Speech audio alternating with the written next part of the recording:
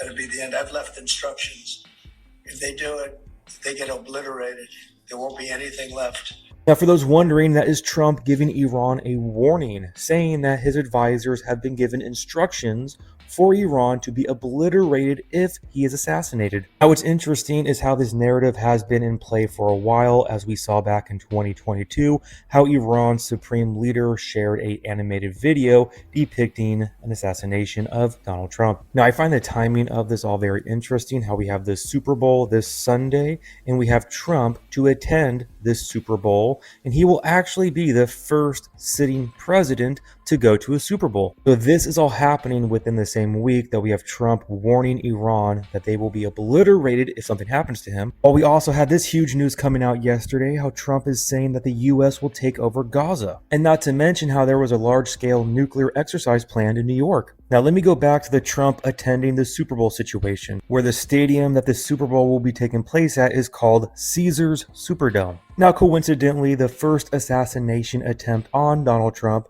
happened to be on Julius Caesar's birthday. As we know, this took place on July 13th, and Julius Caesar was born on July 13th. Now what's fascinating is that Julius Caesar became the first dictator of Rome, where he played a huge role in the transition from the Roman Republic to the Roman Empire. And the way he became the first Roman dictator was by starting a civil war. And we know that Julius Caesar met his end via an assassination. And as we know, the Super Bowl will be taking place in New Orleans, and coincidentally, Orleans comes from the Roman name Aurelium, which was named after the Roman Emperor Aurelian. And as we can see down here, Julius Caesar conquered the city in 52 BC. Now we know that modern day sporting events and coliseums comes from Rome, a way of mass control through entertainment. And of course, the NFL uses Roman numerals to identify which Super Bowl it is. As we can see, people are asking why Roman numerals are used for the Super Bowl games. It's because we are living in modern day Rome. Rome never truly fell, it just transformed. Now something else interesting to note is how the last time the Super Bowl was in New Orleans,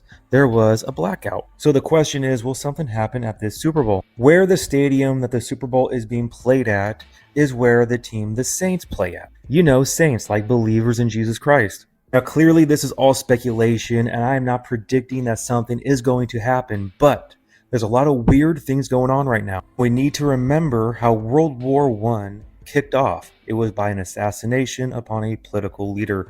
Likewise, I could see World War III starting in the same fashion, possibly, maybe. We will just have to wait and see. But if something does happen, please be suspicious.